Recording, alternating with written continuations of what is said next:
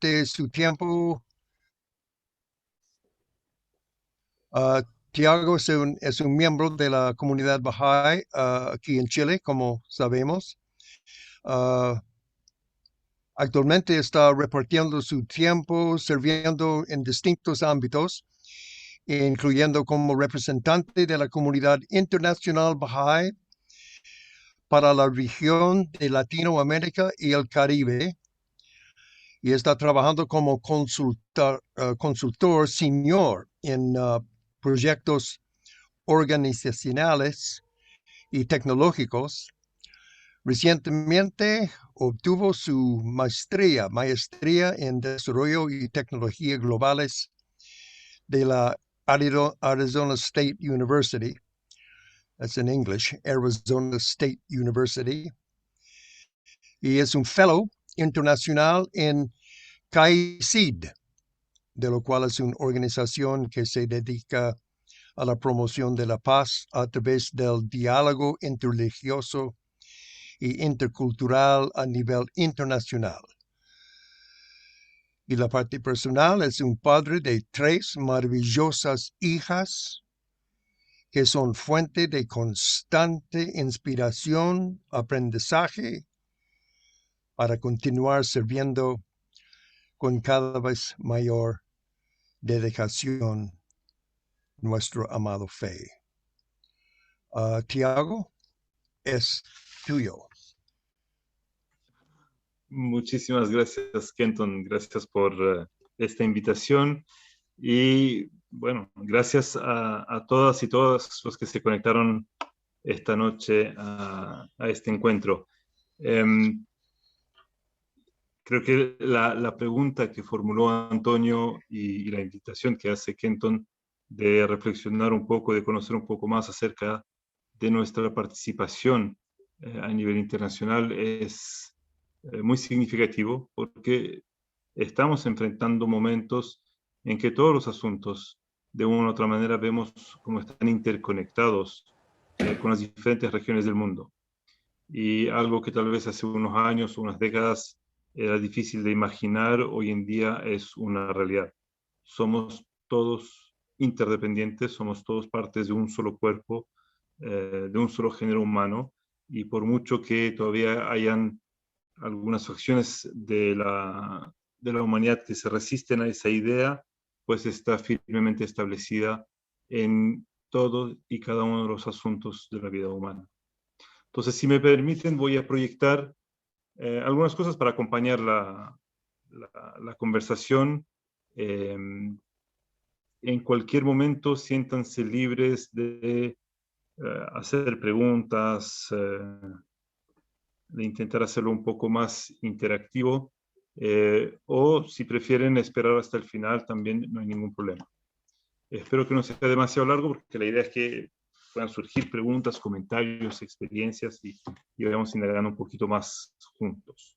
¿Les parece? Creo que están todos animados, así que vamos adelante.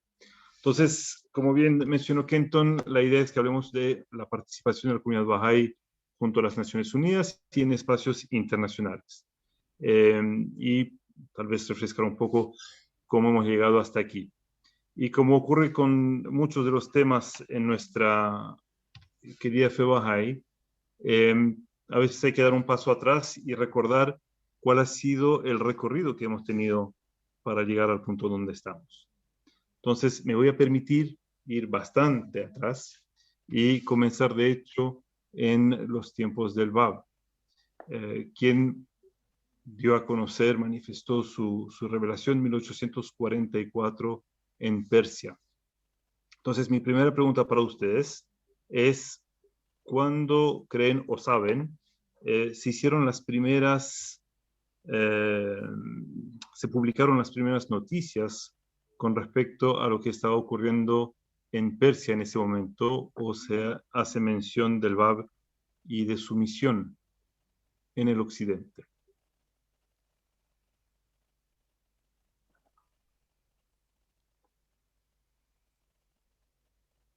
Abran el micrófono nomás, hablen. No sé, tal vez cuando fue el martirio del Bab en 1850, que 1850. hubo muchos artículos. Interesante. Okay. ¿Ya? ¿Alguien más? ¿Tiene algún indicio?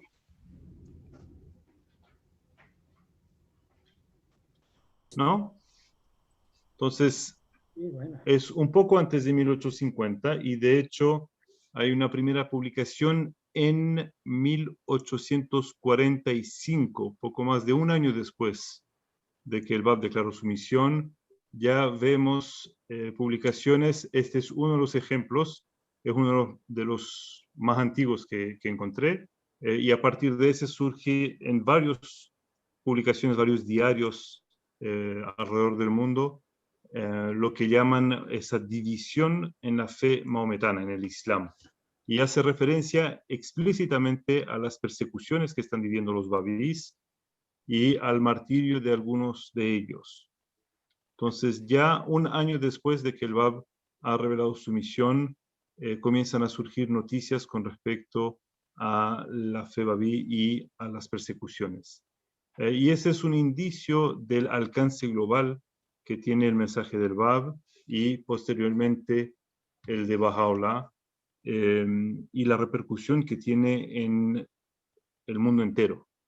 Si bien no había claridad en ese momento de cuál era su mensaje o cuál era el significado de esa revelación, ya estaba comenzando a generar un impacto. Baha'u'lláh, pocos años después, también comienza a generar esa participación en los asuntos de la sociedad y de la humanidad, y lo hace de manera mucho más directa. Además de, obviamente, dar a conocer sus enseñanzas, de difundirlo a medida que es trasladado durante su exilio y su encarcelamiento desde Persia a Irak, a Turquía y finalmente a la ciudad de prisión de Aqqa, en el norte de Palestina.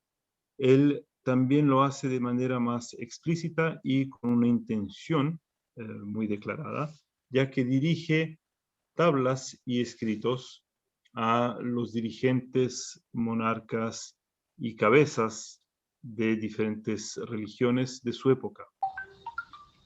Y podemos decir que es la primera vez que una manifestación se dirige explícitamente y directamente a los monarcas de su día. A algunos se dirige de manera general y a otros, como el caso del Papa Pío IX, de Napoleón III, del zar Alejandro II, la reina Victoria, Nassereddin Shah y algunos más, les dirige epístolas dirigidas personalmente. Y en eso hace un llamamiento, les insta a establecer la más grande paz. Y cuando pensamos hoy en día a todo el trabajo que estamos haciendo, es un eco de lo que Baha'u'lláh ya había dirigido a esos monarcas y a esos dirigentes, los cuales también incluyeron los presidentes y dirigentes de las Américas, como uno de los depositarios de esa revelación divina. Y entonces vemos cómo tanto el Bab como Baha'u'lláh comienzan a generar esa influencia en no solamente los dirigentes de su época, sino también en los líderes de pensamiento y en académicos, al punto que uno de ellos viene y visita a Baha'u'lláh directamente, un orientalista que había estudiado ya la vida y los escritos del Bab y había traducido algunos de ellos, y viene a conocer personalmente a Baha'u'lláh en Bahji.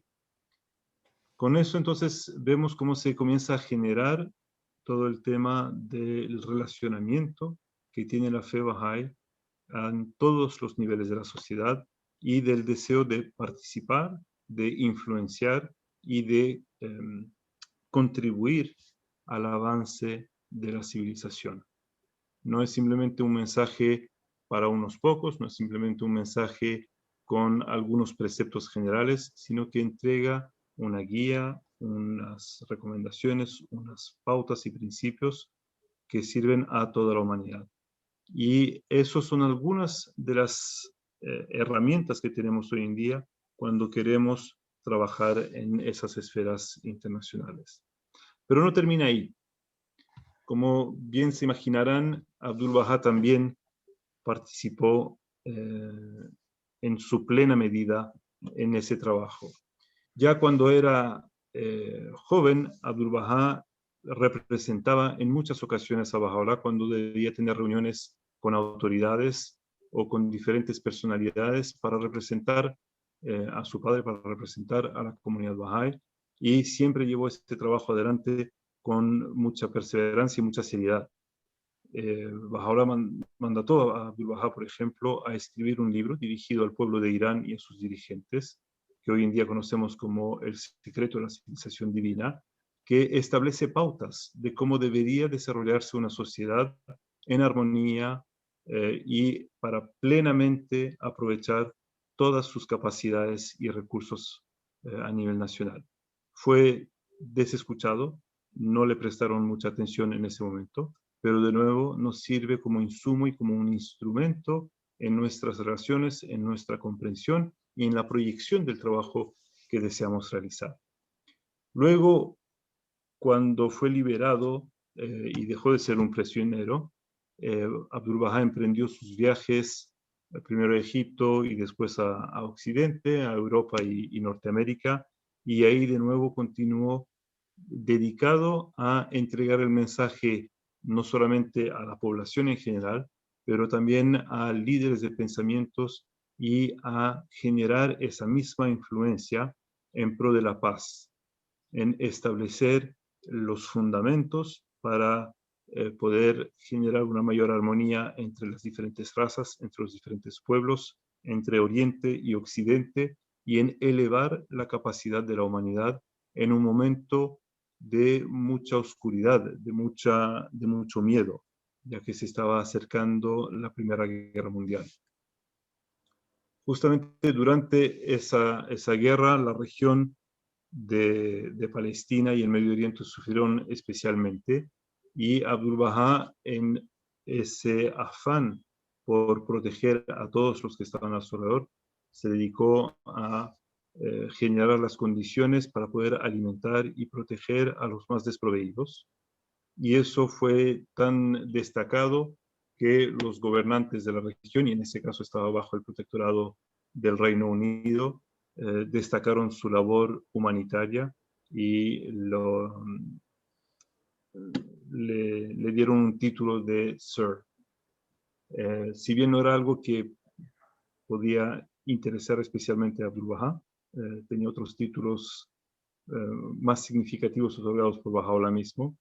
Sin embargo, es un reconocimiento de la labor y del trabajo cuando exploramos más allá de nuestras inmediaciones y vemos todo el potencial que existe en la revelación de Baha'u'lláh de servir al bienestar de la humanidad dentro de nuestras capacidades y de nuestros recursos.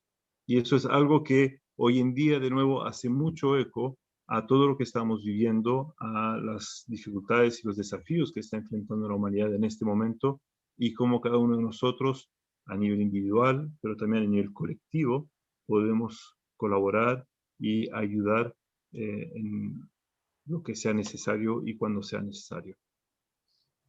Inspirados por ese ejemplo y mucho más directamente vinculado a esa labor, entonces Shoghi Effendi continúa dirigiendo la comunidad Bahá'í para que puedan establecerse los fundamentos, las bases y las estructuras para responder a esa necesidad que existía en el mundo entero.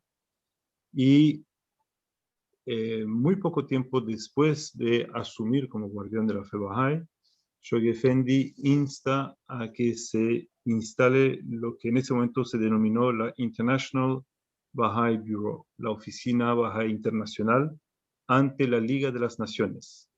La Liga de las Naciones había sido creada al terminar, o poco después del término de la Primera Guerra Mundial. Fue el primer instrumento internacional que se probó establecer para mantener la paz en el mundo, y Shoghi Effendi no dudó en que la comunidad Bahá'í debía ser representada ahí, debía estar presente, y el International Bahá'í Bureau fue aceptado y reconocido como una entidad de pleno derecho en las consultas pertinentes. Y en particular, una de las primeras misiones que tuvo esa oficina fue de defender los bienes bahá'ís, las propiedades bahá'ís, en particular la casa de Baha'u'lláh en Bagdad, que había sido confiscada por las autoridades, y comenzó un proceso que duró décadas en defender los derechos de los bahá'ís y su posición. Esa oficina continuó trabajando a nivel internacional y de hecho es la semilla de lo que hoy en día conocemos como la Comunidad Internacional Bahá'í. Y tal como lo mencionó Kenton, en 1945 los bahá'ís estuvieron presentes y tuvieron representantes en todas las actividades en torno a la formación y al establecimiento de las Naciones Unidas. No solamente en los eventos grandes y las conferencias, sino también en participar en las consultas, las conversaciones y el presentar ideas y contribuciones sobre cómo podía formarse. Y eso es parte del trabajo que sigue desarrollándose 75 años después, hoy en varias regiones del mundo. En particular, una de las contribuciones destacadas fue en 1947, cuando se estaba preparando la Declaración de los Derechos Humanos. La comunidad Bahá'í, a través de su representación, compartió una serie de pautas, ideas y principios que estimaban eran necesarios considerar en dicha declaración. Y de nuevo, tuvieron oídos más y menos atentos, pero algunas de esas ideas fueron ahí formándose y escuchándose. Ese mismo año, las Naciones Unidas, la oficina a cargo de el Comité de Palestina de las Naciones Unidas, para ser más preciso, envió una solicitud de declaración por parte de Shoghi Effendi como cabeza de la comunidad Bahá'í para conocer cuál era la posición de los Bahá'ís con respecto al futuro de Palestina y cualquier cambio en su estado como país. Shoghi Effendi escribió una carta breve y un documento describiendo el desarrollo de la historia de la fe Bahá'í y por qué era una región y un lugar especial para los bahá'ís, destacando especialmente de que las tres figuras centrales, el Bab, Baha'u'lláh y Abdul Bahá, están enterrados en esta tierra y que su relación pasa, por lo tanto, tanto por una dimensión espiritual como por el desarrollo administrativo de su centro mundial en esa región. Junto a eso, la Asamblea Espiritual Nacional de Estados Unidos también elaboró un documento que fue adjuntado y fueron presentados como antecedentes a las Naciones Unidas sobre el caso de Palestina y el desarrollo de la región. Al año siguiente se establece la Comunidad Internacional Bahá'í formalmente ante las Naciones Unidas. Pasa por un trabajo de varias asambleas nacionales que organizan colectivamente una organización no gubernamental internacional y con eso se genera la primera formalización de la relación entre la comunidad Bahá'í y las Naciones Unidas a través de un ente específicamente designado para eso. Y todo eso bajo la guía atenta del guardián de Shoghi Effendi. A partir de ahí comienza una participación muy fructífera en diferentes conferencias, elaboración de propuestas y todo un trabajo en torno a la protección de los bahá'ís en Irán inicialmente y también en Marruecos en particular en esos años por la persecución que comienza a hacerse cada vez más intensa en esas décadas.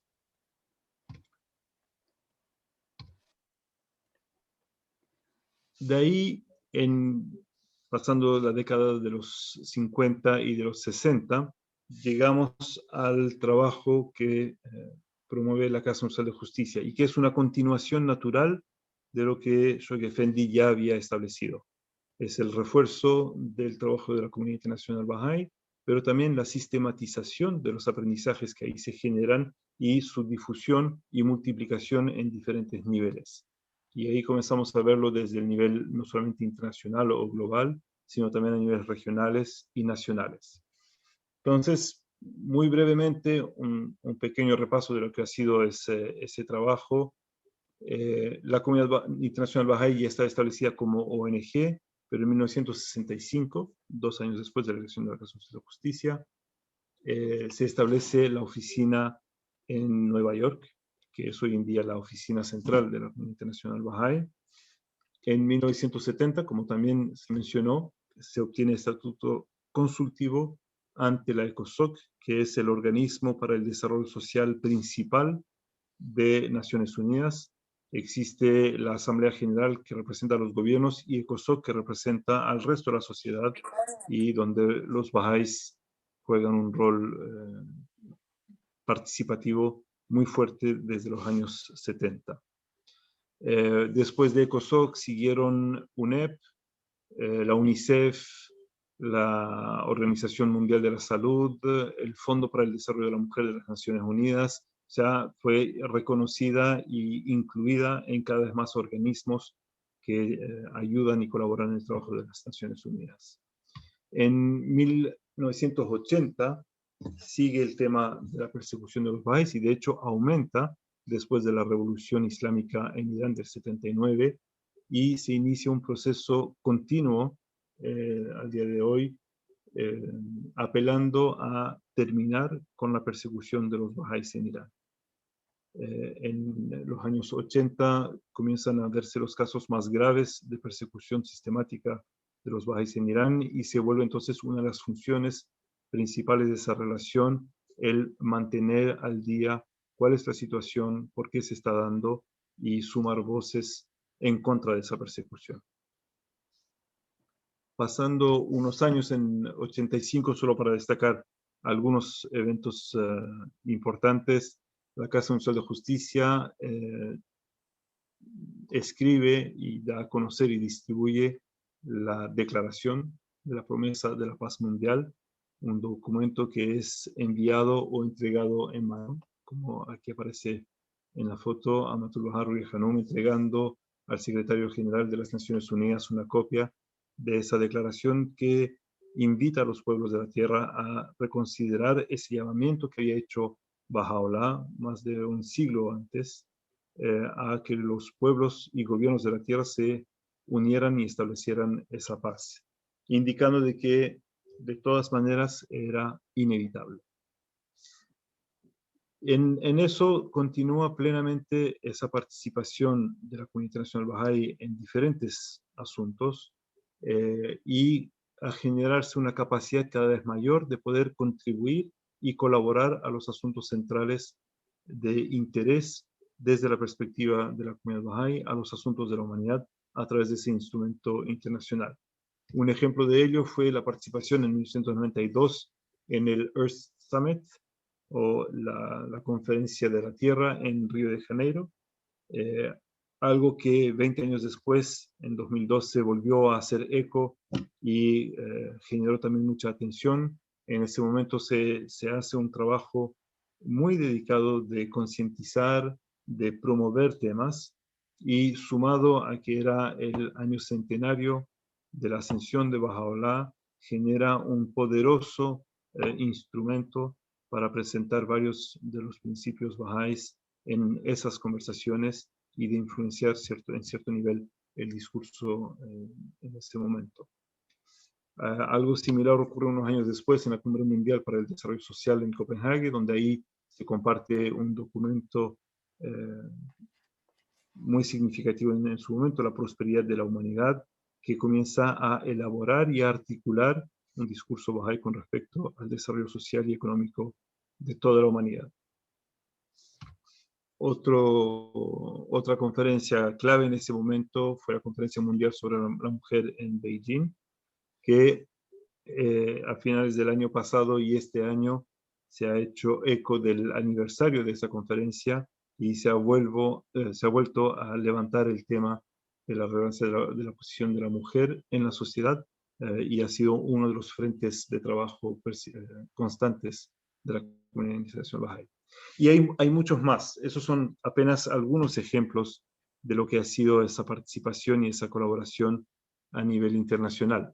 De hecho, a partir de esos años comienzan a multiplicarse las oportunidades de participación, el rol que ha jugado la comunidad Bahá'í, no solamente en ser un miembro más de tantas conversaciones y discusiones y consultas, sino muchas veces en ser invitado a coordinar esos espacios, a facilitar los procesos de llegar a acuerdos, de establecer un diálogo constructivo y no simplemente de mantener el status quo y los equilibrios que existían hasta ese momento.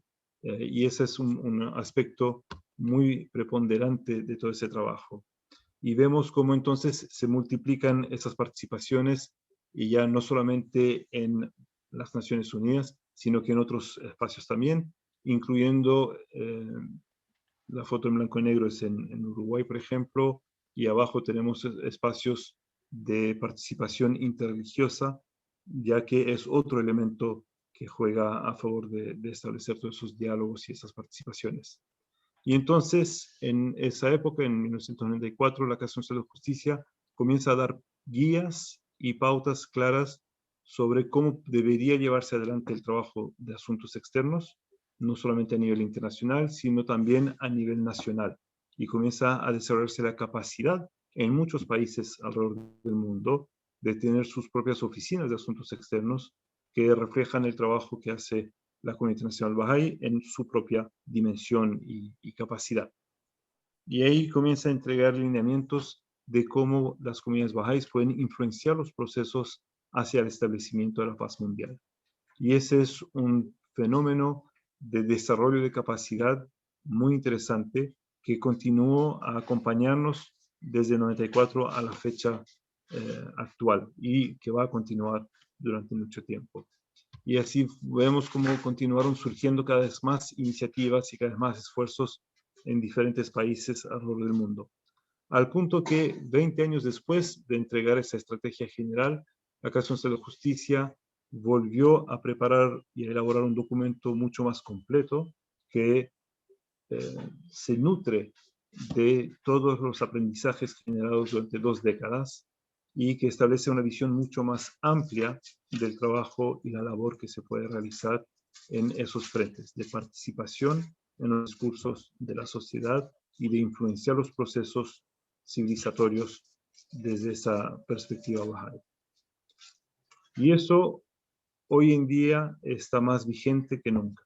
Hoy en día es parte del trabajo que buscamos llevar adelante y es parte de ese reflejo de la capacidad que se está creando en todo el trabajo de construcción de comunidad, desde las bases, desde las raíces mismas de cada comunidad, en el desarrollo, en su crecimiento, en su fortalecimiento y en el alcance e interacción cada vez mayor que tiene con el resto de la sociedad.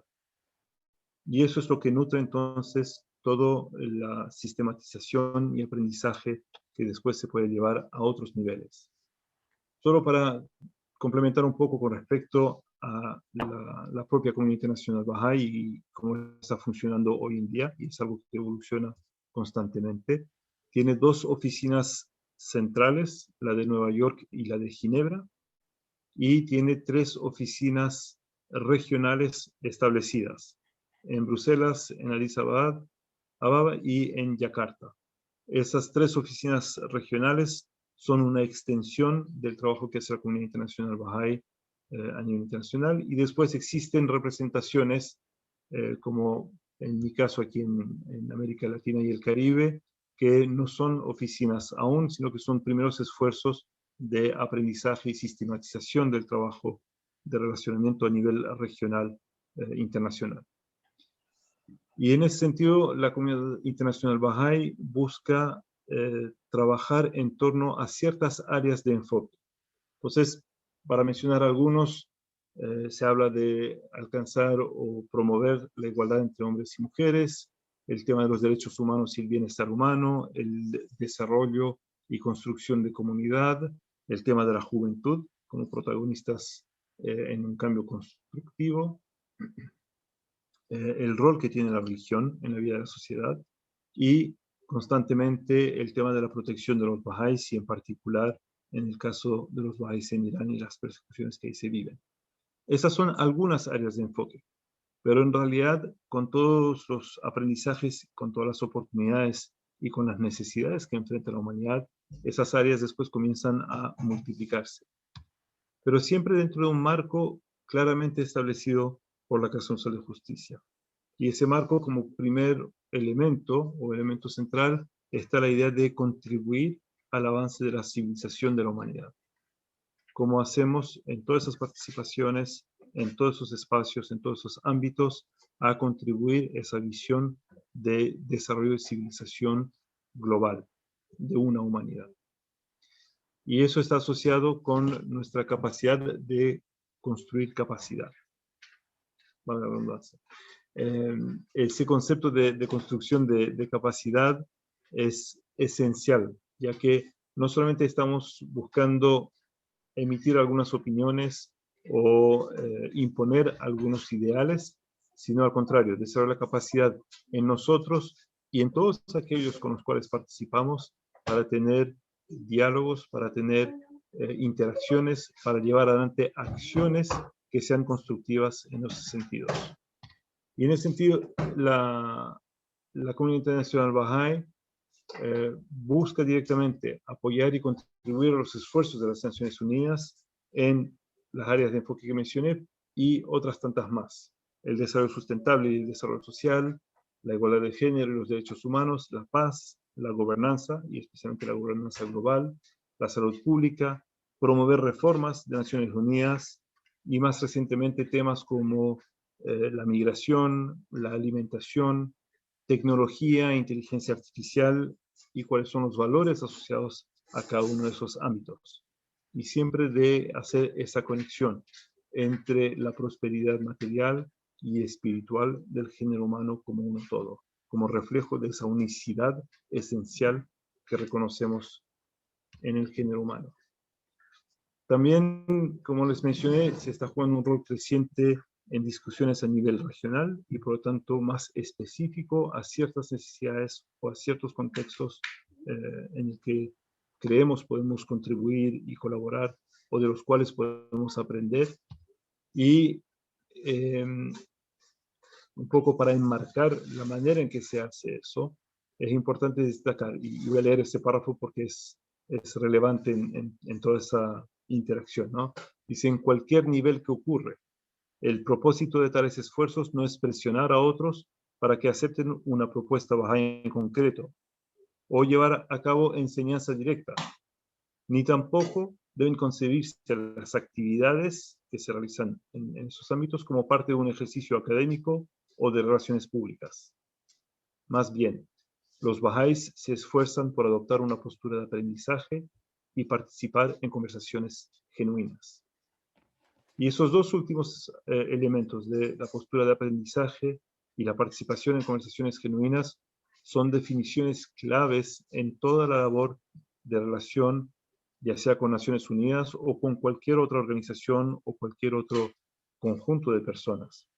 La postura de aprendizaje no es solamente de aprender sobre lo que nosotros hacemos, sino aprender también de la experiencia de los demás y de ser abiertos a escuchar, a comprender, a indagar cómo están llevando adelante su labor para así poder rescatar todo aquello que pueda ser de provecho para nuestro desarrollo de comunidad o para el trabajo en otras instancias. Y ahí entonces el tema de las conversaciones genuinas es muy significativo. No es simplemente una transacción o una relación de provecho que estamos estableciendo, sino que buscamos nutrir amistades sinceras. Intentamos presentarnos no solamente como gente que está interesada en obtener un fin, sino porque sabemos que las relaciones y las interacciones que creamos en esos ámbitos son de largo alcance, son de significado profundo y son algo que queremos nutrir y continuar durante todo el tiempo posible.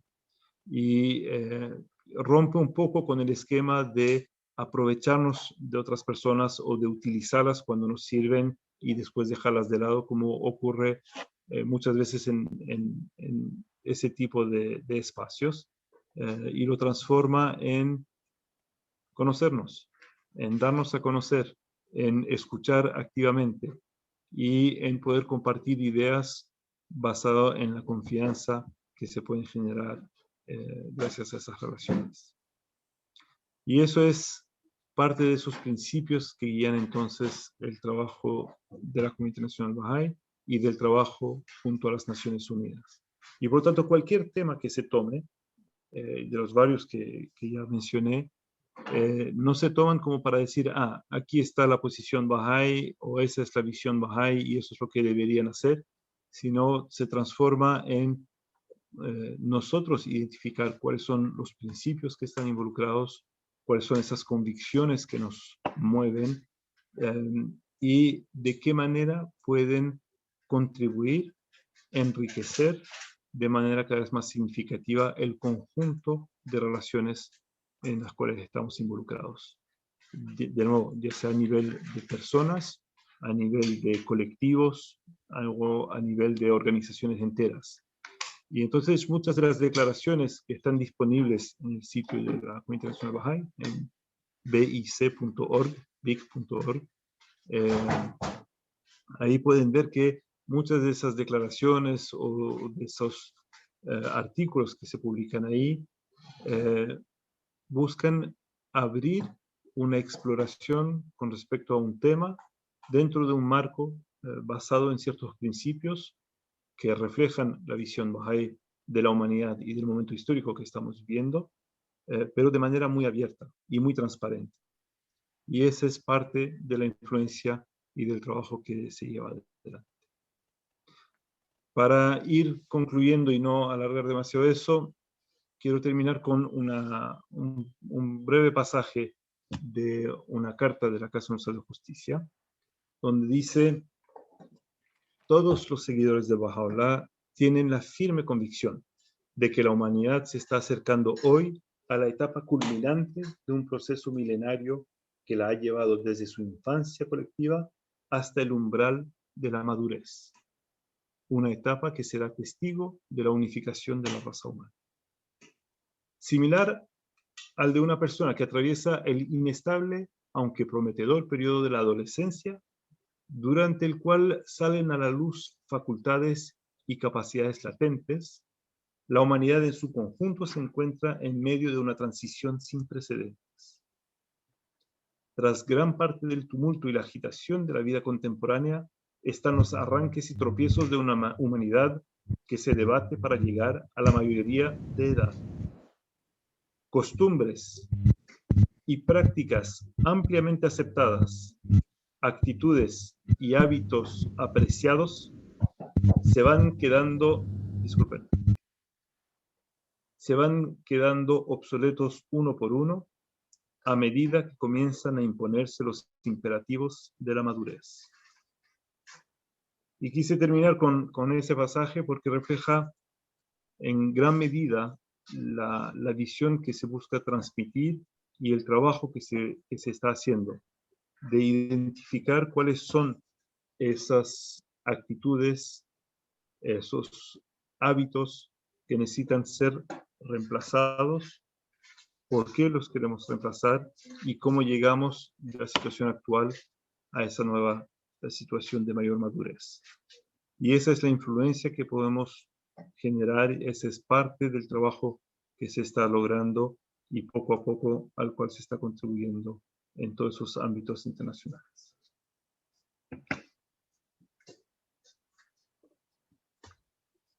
Hasta aquí llega la parte de presentación y ahora me gustaría abrirlo a conversación, a preguntas, comentarios o como sea que prefieran llevarlo. Kenton, está en manos tuyas. Ahí tenemos una mano levantada de B. Bueno, sí. Sería bueno escuchar también un poco sobre la actualidad. ¿Qué está pasando ahora? ¿Qué está pasando ahora con la comunidad internacional Bahá'í y con las Naciones Unidas? Hoy en día el trabajo más fuerte que se está llevando adelante tiene relación con cómo ayudar a generar una visión de gobernanza global, de pasar de la situación actual en que diferentes estados se ven como propietarios y que están peleando entre sí para llegar a acuerdos que no tienen mucho impacto, y qué principios se pueden aplicar para elevar esa conciencia y ese nivel de conversación. Ese es un ámbito importante de trabajo. Sigue el trabajo muy fuerte de defensa y protección de los bahá'ís. Más que nunca se están redoblando esfuerzos para llevar eso adelante. A nivel regional, en diferentes regiones se están viendo avances muy interesantes. En Europa en particular, hay dos ámbitos que se están trabajando. Uno es el de tecnología y el rol de una visión mucho más amplia del ser humano y la contribución a la sociedad de las tecnologías y el impacto que puede tener. Y el tema de la alimentación y de migración como tercer tema, ya que Europa sigue teniendo una influencia muy grande con regiones enteras del mundo. Y entonces de ayudar a repensar cuál es nuestro rol, cuál es nuestra participación y cómo reconsideramos, por lo tanto, los sistemas que hoy en día están funcionando y las relaciones entre los diferentes países. En la región de África, por ejemplo, está muy vigente el tema de la migración, el tema de la mujer, el tema de la participación comunitaria, y esos son diferentes temas que están surgiendo de diferentes maneras en conversaciones, en conferencias, en presentaciones, y de generar espacios de diálogo y de acción. Y de manera general también se están aprovechando lo que son los Objetivos de Desarrollo Sostenible o la Agenda 2030 de Naciones Unidas para elevar la visión que hay con respecto a la interdependencia entre los países y entre los asuntos del mundo entero. Entonces, esas son algunas áreas que yo conozco, y sé que hay muchas más en las que no tengo tanto conocimiento. Veamos si hay alguien más y volvemos. O adelante. ¿Hay algún otro comentario, otra pregunta? ¿Y en Chile cómo estamos? En Chile, ¿cómo estamos? Sí. Buena pregunta. Con los representantes, me refiero a... Entonces, La sí, participación, en Chile, ¿no? entonces, hay dos aspectos. El que yo veo tiene que ver con la parte más internacional, ¿no? Más de la región de Latinoamérica y el Caribe. Y recién estamos comenzando. Recién en marzo se inició ese trabajo. Si bien en años o en décadas anteriores han habido trabajos, con la evolución y con el nuevo enfoque que está dando la Comunidad Nacional Bahá'í, estamos partiendo de a pasito. En paralelo a eso, a nivel nacional, existe efectivamente una oficina de asuntos externos que está haciendo un trabajo muy interesante con el gobierno, con los medios de comunicación, incluso con el tema de la nueva constitución y de participar en espacios para contribuir una visión que esperamos sea positiva y constructiva para el futuro de Chile. Entonces son diferentes espacios que se van desarrollando en paralelo. Ajá, lento pero seguro. Sin lugar a dudas. Y a veces ni tan lento, a veces acelera con mucha fuerza. Y habrán emitido un juicio respecto a todo lo que ha sucedido con los pueblos originarios. Sí, no te entiendo. Creo que había una otra pregunta del B en seguimiento, y después, Pedro, si quieres. Sí. Quería saber si estamos también trabajando en el tema de cambio climático.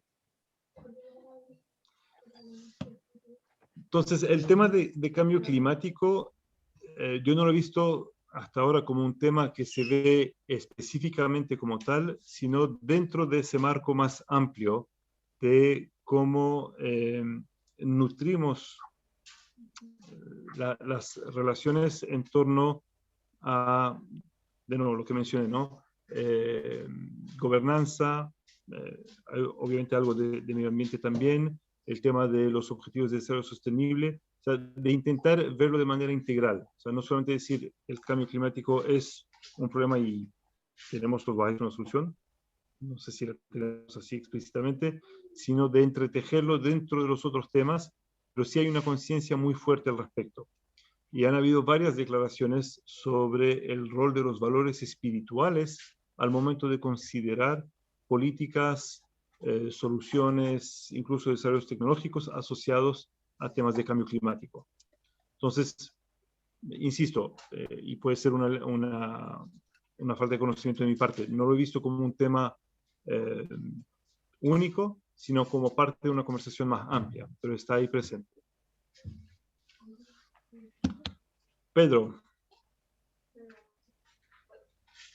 Gracias. Sí, dos cosas. Primero quería felicitarte y fabulosa tu exposición, muy completa, muy completa. Es un tema muy importante, yo creo, donde los Bahá'í tenemos que profundizar y saber. Ya me gustó mucho la inquietud de mi Peñi, nos tratamos de Peñi, nosotros hermanos, de Antonio. Es muy importante esa inquietud porque la gente pregunta, o afuera, ahora con la amplitud, ¿cierto? Aquí en Chile, del Templo Bahá'í, ya la fe no está en la oscuridad, ya estamos en la luz. Entonces tenemos que estar atentos a todo lo que acontece a nivel internacional, a las organizaciones no gubernamentales. Así que muy bueno, yo creo que muy atingente, y necesitamos saber esto y saber la situación que está pasando. Así que ha sido muy buena, Tiago. Eso primero quería mencionar. Y lo otro referente a la pregunta que Antonio hizo recién sobre qué pasa con Chile. ¿Ya?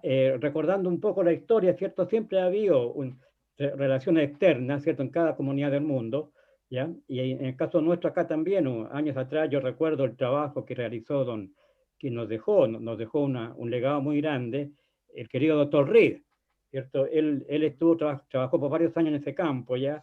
Y yo fui testigo de su trabajo y participé en algunas cosas en Santiago, recuerdo en ese tiempo, en la CEPAL, la Comisión Económica para América Latina. Ya en seminarios siempre estaba ahí atento don Alejandro y muchos participamos en esa actividad de ese tiempo. Y ahora, en este momento, en pandemia, ¿cierto? Somos testigos cómo la Oficina de Relaciones Externas hizo 2 presentaciones por plataforma, no Bahá'í, ¿cierto? La EMOL Mercurio, parece, y con mucho éxito, de mucha participación, ya que en manera presencial imposible de estar 10.000, 15.000, 20.000 personas, ¿cierto? Pero a través de la tecnología actual, ¿cierto? Se ha logrado eso. Entonces, hubieron, creo que 2 presentaciones, sí, en el año 2021, referente a lo que es la fe, ¿cierto? Y los temas de la fe y atingente al momento que se está viviendo en el país y en el mundo. ¿Ya? Entonces, eso quería expresar. Ya, muchas gracias. Efectivamente. Han habido, el doctor Reed es un ejemplo, han habido varios amigos que han contribuido muy significativamente al trabajo, tanto en la representación ante CEPAL, como también en el trabajo de asuntos externos y en la relación con el gobierno y con la sociedad civil en general. Y eso es algo que, como intenté mostrar a nivel internacional, también se vio a nivel nacional y en muchos países, como gradualmente vamos desarrollando cada vez más capacidad para poder atender esos temas y participar más plenamente. Silvia, te vi prender el micrófono. ¿Querías comentar algo?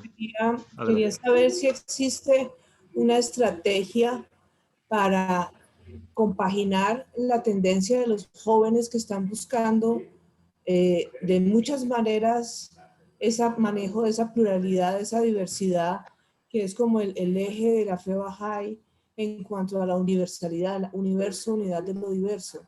Entonces yo veo que la tendencia de los jóvenes va muy allá, pero por el otro lado no veo una estrategia clara de comunicación para socializar esa fe Bahá'í como una respuesta a esa búsqueda de los jóvenes que no quieren en este momento pertenecer a ninguna religión o tendencia que los encasille o los clasifique como una sola creencia o una sola fe. Entonces veo como un momento de encuentro entre esa búsqueda de los jóvenes y ese fundamento profundo que tiene la fe. ¿Cómo hacer para encontrarlos? ¿Existe una estrategia de comunicación establecida mundial para eso? No sé si hablaría de una estrategia de comunicación, porque si bien hay un elemento de comunicación en todo esto, el trasfondo es realmente el generar capacidad de participación. O sea, de que cada una de las personas, y en particular los jóvenes, se vuelvan protagonistas de esos procesos transformadores. Y tienes toda la razón, no basado en una mirada de encasillar o de imponer algo a las personas o que tengan que ajustarse a algún modelo que arbitrariamente les impongamos, sino desde la expresión de lo que pueden ofrecer y contribuir. Y eso es algo que estamos viendo con cada vez más fuerza, yo diría de nuevo desde las bases, desde las raíces de las comunidades. En la medida en que nos esforzamos por abrir más espacios, por generar más instancias de participación, muchos jóvenes responden con tremendo entusiasmo, porque están las ganas, porque hay una sed por una mayor justicia, por una mayor equidad, por un mayor equilibrio en el mundo, y es justamente una edad de transformación y de búsqueda que responde de manera muy natural a lo que se puede ofrecer. Y entonces el trabajo que la comunidad Bahá'í está intentando llevar es de permitir que estos jóvenes canalicen esas energías en un trabajo constructivo, que se capaciten y que contribuyan no solamente a intereses propios, sino que contribuyan a generaciones más jóvenes, al bienestar en un ámbito cada vez más amplio en sus cercanías, su familia, su barrio, su calle, su ciudad, y lo estamos comenzando a ver con resultados muy positivos a nivel internacional. Obviamente, cada país, cada región, incluso cada comunidad difiere una de la otra y hay diferentes realidades que podemos ver, pero aquí en América Latina, por ejemplo, vemos cómo han encabezado muchos de los procesos de transformación a nivel comunitario sin ningún problema, con 16, 17, 18 años, coordinando actividades, coordinando diferentes equipos que se levantan al servicio y al bienestar de su propia sociedad, pues lo hacen sin problema. Y tal vez un elemento interesante es que deja de ser un modelo basado en el conflicto o en la competencia y se vuelve hacia un modelo donde lo que se busca es la cooperación, la colaboración, el contribuir y sumar algo cada vez mayor. Ahora, solo para terminar, eso además se traduce, y ahora lo vuelvo un poco al tema de la presentación, en que cuando estamos en espacios más internacionales y en esas organizaciones, podemos decir con argumentos certeros por la experiencia que estamos viviendo de que la juventud tiene esa capacidad de transformación en el mundo entero. Y eso es algo que muchas veces es mirado a menos por gobiernos o por organizaciones internacionales que se enfocan en otros niveles de enfoque y conversación. Y eso es un argumento muy, muy interesante. Adelante, querías agregar algo, sí. Sí, es que yo veo cómo todo el lenguaje que se está cambiando alrededor de la transformación digital se encuentra de fondo con los fundamentos de la fe Bahá'í. Entonces, a raíz de la transformación digital, estamos pasando de una economía competitiva a una economía colaborativa, primer punto de convergencia. Segundo, están favoreciendo la inteligencia colectiva, es decir, la comunicación celular intergeneracional. Entonces me habla Odil de las consultas y digo, ajá, mira, un espacio en donde las consultas tienen una razón de ser y en donde todo el mundo tiene una voz que no había tenido en 100 años. Venimos de un esquema de mando donde alguien manda y el otro obedece y punto. Ahora están frenando todo. Y no son 100 años, son miles de años que se ha mantenido ese esquema y estamos despertando eso. Y lo que dices creo que refleja muy bien ese último pasaje que leí.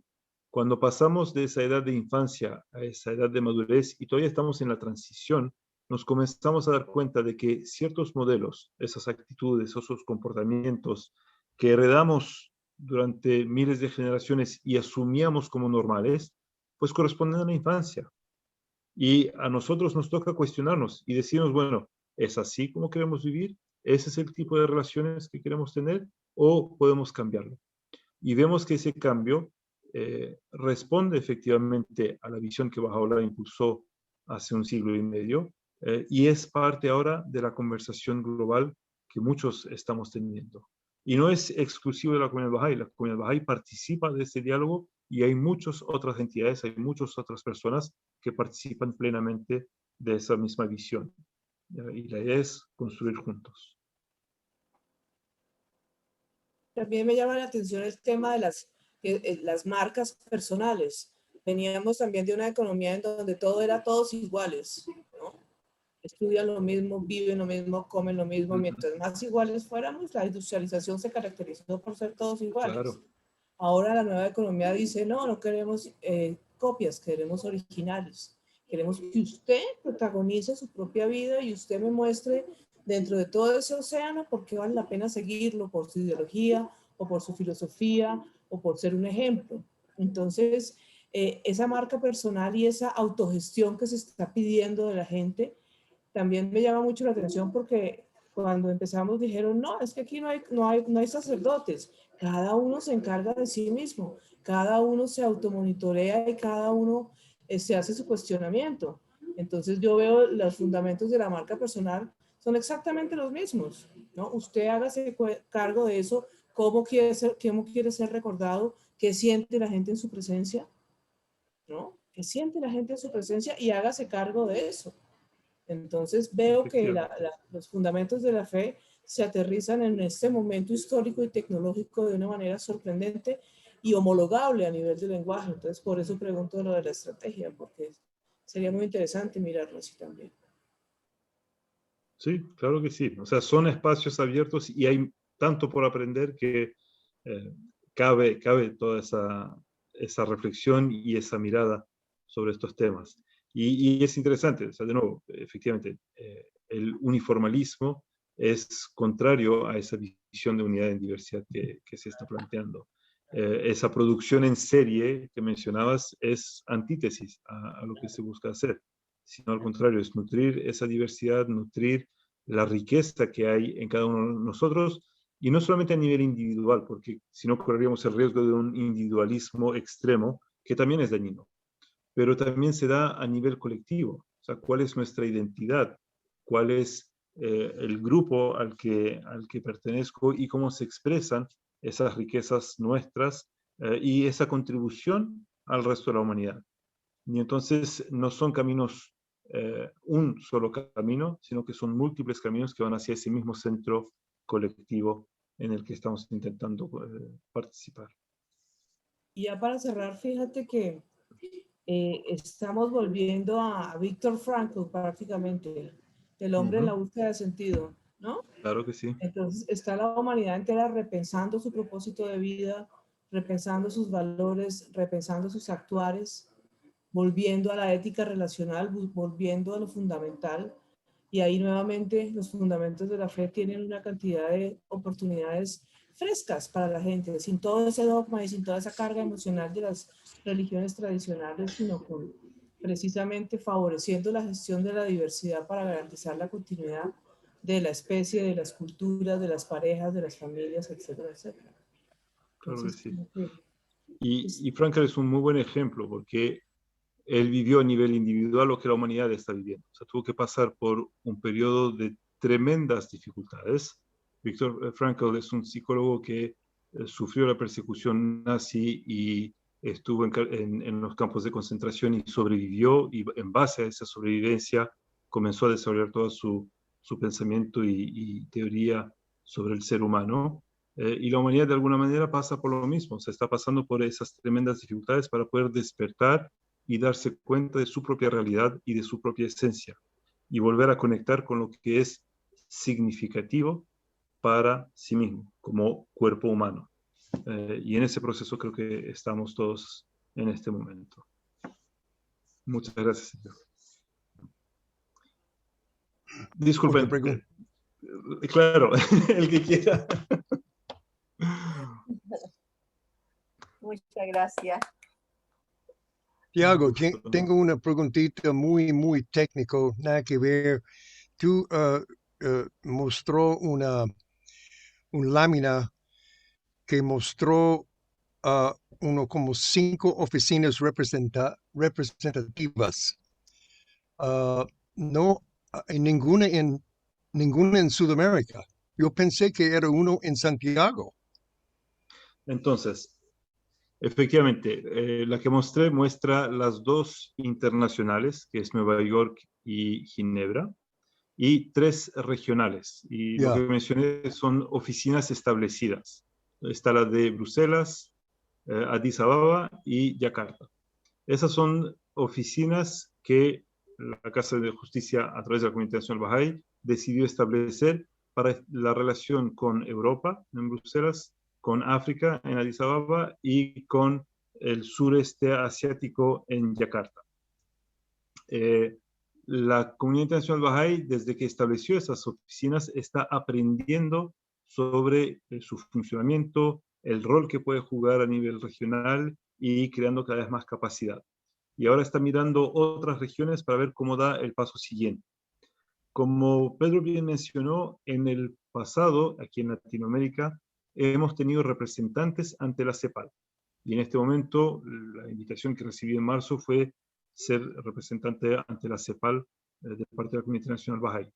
Pero no como una oficina establecida, sino como una representación que, en la medida en que se desarrollen las capacidades, que se den las oportunidades, puede que en el futuro se transforme en oficina. Y ese es un nuevo aprendizaje que está generando la Comunidad Internacional Bahá'í, porque está aplicando toda una serie de, por así decirlo, parámetros y sistematizaciones para ver cómo se va avanzando en ese trabajo, porque después quiere replicarlo en otras regiones del mundo. Así que somos aquí conejillos de India. Están probando aquí cómo funciona. Ya, gracias. Da poquito. De a poquito, sí, señor. ¿Comentarios, preguntas, ideas?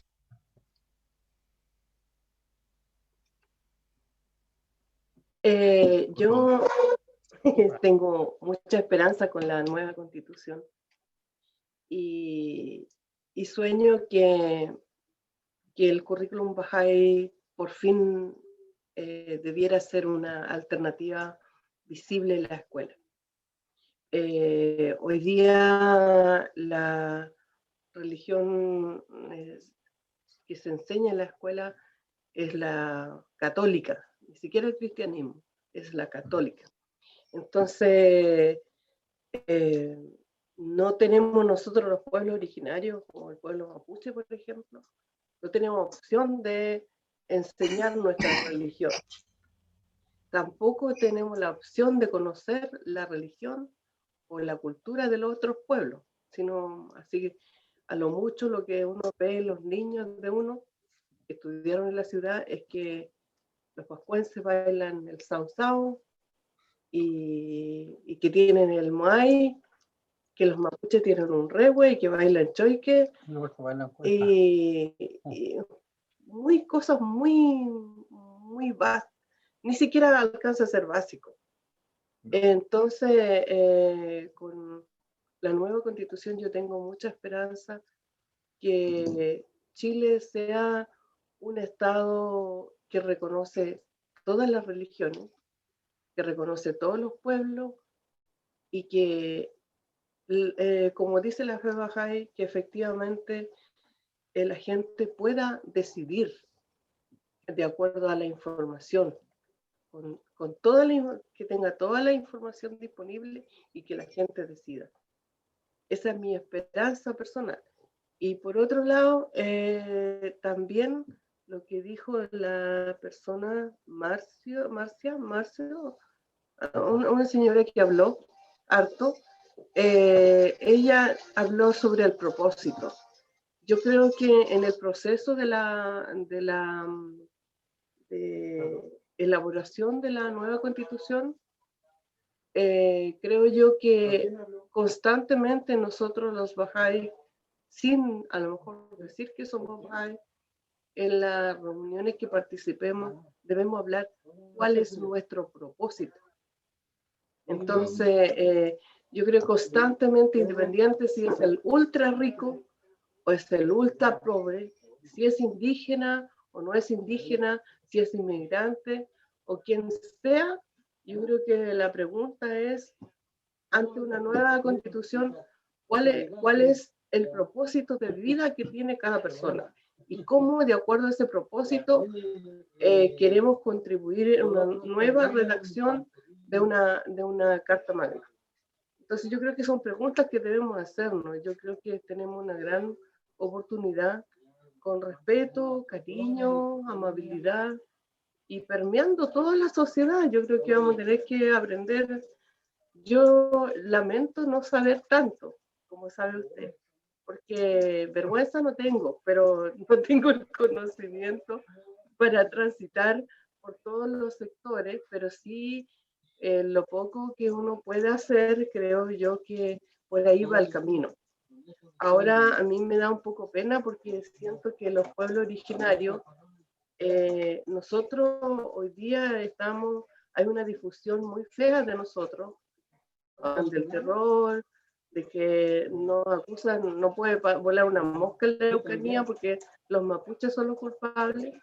Entonces, y eso es triste porque no van en el fondo no van al fondo de lo que quiere el pueblo mapuche, como dijo Antonio, cuánto nos duele no tener agua, cuánto nos duele no tener naturaleza, cuánto nos duele no tener acceso a la medicina antigua, cuánto nos duele, por ejemplo, no tener los productos naturales, cuánto duele cuando vemos a alguien que con mucho sacrificio tiene unos par de cajones de abejas y que vive de eso porque no tiene tierra, y sin embargo, con toda la fumigación que se hace en los predios vecinos, las grandes extensiones de tierra, con la fumigación se mueren las abejas. Entonces a mí me da un poco pena y me pone un poco nerviosa porque yo digo, claro, esto hay que decirlo, pero ¿está la disposición a escuchar? Entonces ahí nuevamente vuelvo a lo que dijo una de las personas que habló bastante. ¿Cuál es el propósito de ese propietario? O sea, ¿vender mucho o cuál es el propósito? ¿Es necesario cosechar tantos miles de sacos de cualquier cosa? ¿O es mantener, contribuir, pero quizás no dañando la naturaleza? Y así lo mismo pasa con la gente. Aquí yo trabajaba en el hospital. Cuando yo estaba en el lado de la medicina no mapuche, llegaron casos de personas que volvieron del trabajo de los temporeros, donde están expuestos a manipular estos químicos que se le pone a la fruta, la verdura y todo eso. Claro. Y bueno, ahora no sé si tanto, pero por lo menos 20 años atrás, volvían enfermos, cáncer al esófago, algún tipo de cáncer, y entonces, y tenía que ver con la inhalación de estos productos químicos. Entonces, yo lo que más he pedido a todos con quien he hablado, que humildemente oren por esta nueva constitución, para que haya comprensión, entendimiento, porque si Dios pone su mano, independiente que no sea Bahá'í, y de hecho creo que la nueva constitución tiene que ver con que Dios está en el ambiente, e independiente si la hacemos nosotros o no, está en el ambiente, y por eso la gente plantea, y aquí se ha demostrado que no va por partido, sino que va por una energía que mueve a la gente. Y en ese sentido hay que rogar a Dios que cada cual sea sabio en esta etapa que nos toca vivir, y que no nos peleemos, que realmente demostremos ser personas maduras, adultas, y que deseamos que nuestro propósito es loable, y que no sea de uno, sino de la mayoría. Ya, no hablo más porque ya me tomé. No, es es muy importante lo que estás mencionando y creo que es muy atingente porque efectivamente cuando pensamos en cuál es el llamado que nos hace Bahá'u'lláh, habla de ese doble propósito moral.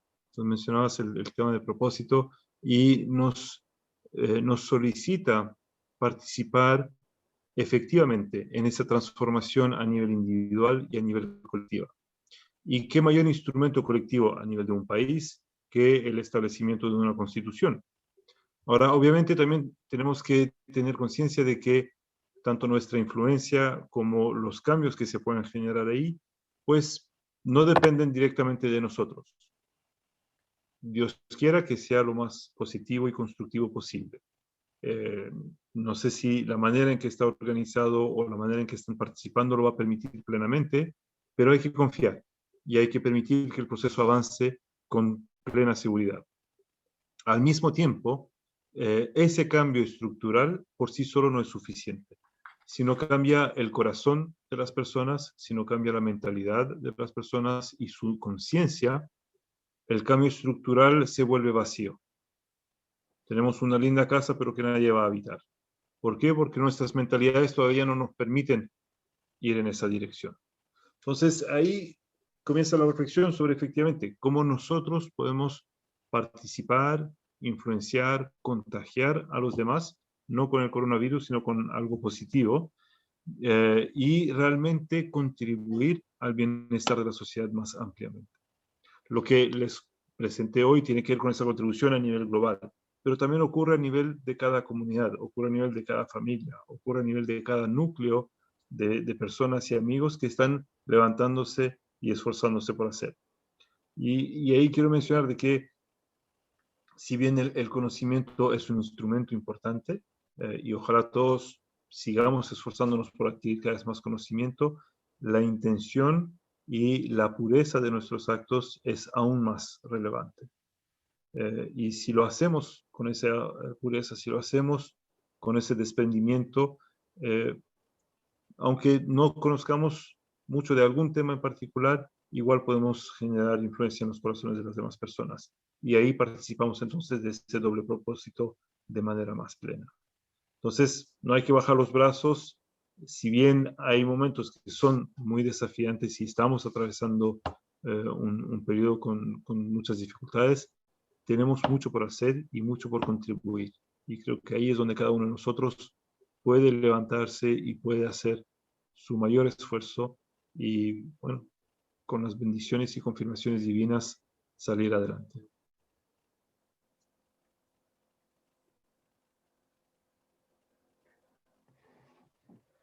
Muy bien. Excelente, excelente. Me gustó mucho lo último que dijiste, Thiago, es como un llamado en realidad a todos nosotros, que tenemos mucho que hacer y mucho que contribuir. Ahí está el desafío individual. Es una invitación abierta. Sí, gracias. Así lo siento yo, lo sentí yo. Invitación como abierta, sí. En realidad es el desafío que tenemos y es lo que tenemos que hacer a medida de la fuerza de cada uno. Lo que expresó Dori ahí, claro, es una oportunidad tremenda para el pueblo mapuche, Bahá'í, ya de poder participar y contribuir e influenciar ya en esta situación, ¿cierto?, de cambio de chip, ¿cierto?, de mentalidad, no solamente con la palabra, sino que con la acción, con nuestras acciones, ¿cierto?, como persona, como individuo, ser una mejor persona cada día, etcétera, etcétera.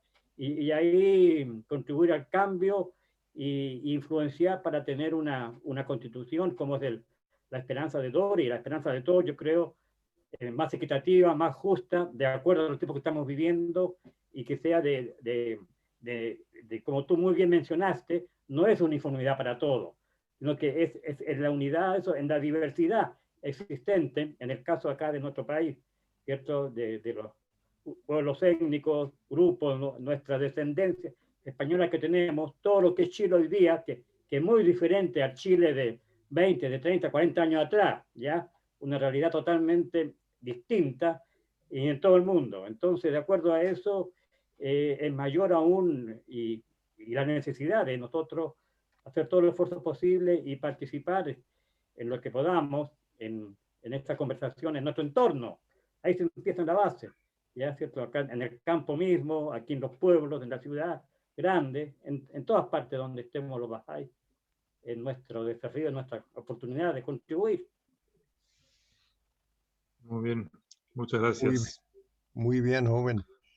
Tenemos tiempo Gracias, para Ketan. posiblemente un pregunta más, un comentario más y ahí estamos llegando a la conclusión de esta contundente, excelente presentación de Tiago. ¿Alguien más quiere una última pensamiento? ¿No? ¿Sí? ¿Corazones? ¿No? Ya con lo contundente dijiste que todos se quedaron dormidos. No, no estamos dormidos. No. No, nada que ver. No, tú presentaste cosas de la fe que muy pocas veces nosotros tenemos la oportunidad de saber. Cosas internacionales, técnicas así, ah, a menos que estamos muy profundo en eso, es difícil de saber lo que está pasando. Pero por mi parte, su presentación me recuerda muy bien del principio de Baha'u'llah, donde dice que su visión abarca toda la humanidad y expande la visión que nosotros no somos solamente una comunidad en la pantalla haciendo zoom. Estamos involucrados en todos los aspectos de este planeta, en esta vida humana, proyectos por todos. Yo no creo que realmente podemos estimar la cantidad de proyectos que tenemos pasando en el mundo, regionalmente, internacionalmente, educación de mujeres, educación en cuanto a la agrícola, energía renovable en la India, en la África, es enorme. Enorme la cantidad de proyectos que está haciendo los Bahá'ís en forma individual, independiente y, mejor en un sentido aún, conectado con gobiernos regionales, gobiernos nacionales, con comités de los gobiernos. Ellos, muchos, dejan los Bahá'ís. Nosotros podemos confiar en ellos. No son corruptos, no van a robar los textos de la escuela. Darle la oportunidad a los Bahá'ís de formar las escuelas. Pero muchas cosas así. Muchísimas gracias, Tiago. Muchísimas gracias. Preciosa su presentación. Ojalá que podamos tener un parte 2 algún día. Lindísima. Y me gustaría cantar, pero estoy en una situación, Filgina, sé que te debo una canción para su cumpleaños, pero estoy en una situación en la casa donde todos somos enfermos, todos.